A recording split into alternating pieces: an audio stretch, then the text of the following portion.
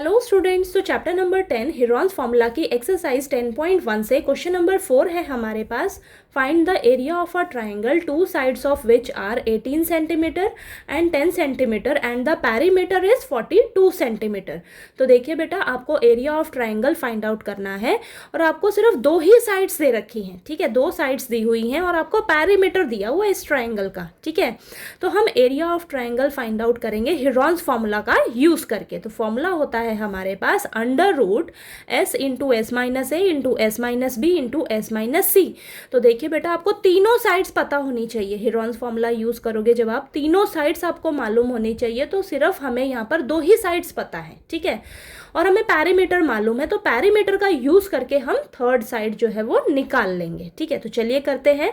तो देखिए, दो साइड्स दे रखी है, तो लेट कर लेते हैं। ए आपको 18 सेंटीमीटर दिया हुआ है, बी आपको 10 सेंटीमीटर दिया हुआ है और थर्ड साइड आपको नहीं पता, ठीक है।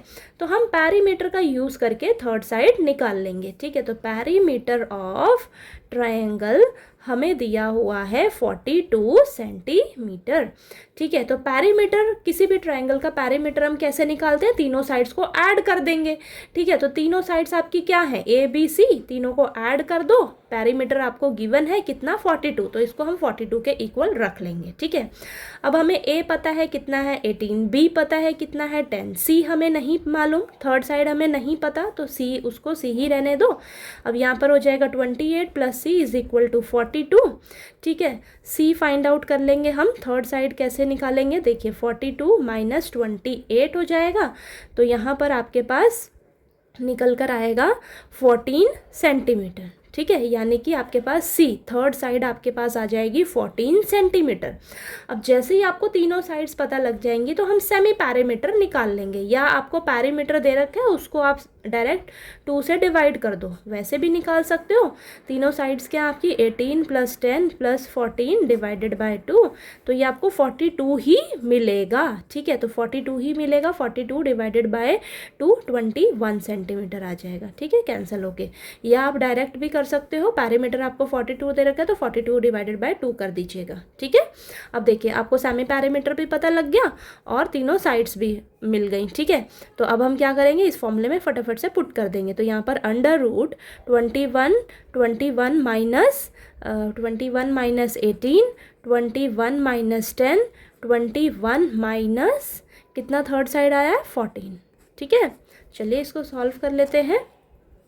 Under root 21 into 3 into 11 into यह आ जाएगा 7, ठीक है। इसको हम 21 के फैक्टर्स ले लेते हैं, चलिए, ठीक है। 21 के फैक्टर्स हो जाएंगे बेटा आपके पास 3 इंटू 7, और ये 3 को एज इट इज़ रहने दो, 11 को एज इट इज़ रहने दो, 7 को एज इट इज़ रहने दो। देखिए पेयर किस किस के बन रहे हैं, 3 और 3 के पेयर बन रहे हैं, रूट से बाहर ये सिंगल निकलेगा, ठीक है। और 7 और 7 के बन रहे हैं रूट के अंदर पेयर, तो रूट से बाहर ये सिंगल निकलेगा। और 11 के पेयर नहीं बन रहे हैं तो ये रूट के अंदर ही रहेगा बेचारा, ठीक है। अब देखिए, सॉल्व करिए, इसको मल्टीप्लाई करिए, 3 7 ज़ा 21 और रूट 11, ठीक है। तो 21 रूट 11 सेंटीमीटर था आपके पास, तो सेंटीमीटर स्क्वायर, ठीक है। तो ये आपका आंसर है, ठीक है, 21 रूट 11 सेंटीमीटर स्क्वायर। तो ये आपका आंसर आ गया, ठीक है। इजी है बहुत, बस आपको ध्यान रखना है जब भी आप हिरॉन्स फार्मूला यूज़ करोगे आपको तीनों साइड्स ट्रायंगल की पता रहनी चाहिए। जैसे ही आपको तीनों साइड्स पता लग जाएंगी आप सेमी पैरीमीटर निकाल दोगे। सिर्फ आपको 4 ही चीज़ें पता रहनी चाहिए इस फॉर्मूले को यूज़ करने के लिए, ठीक है।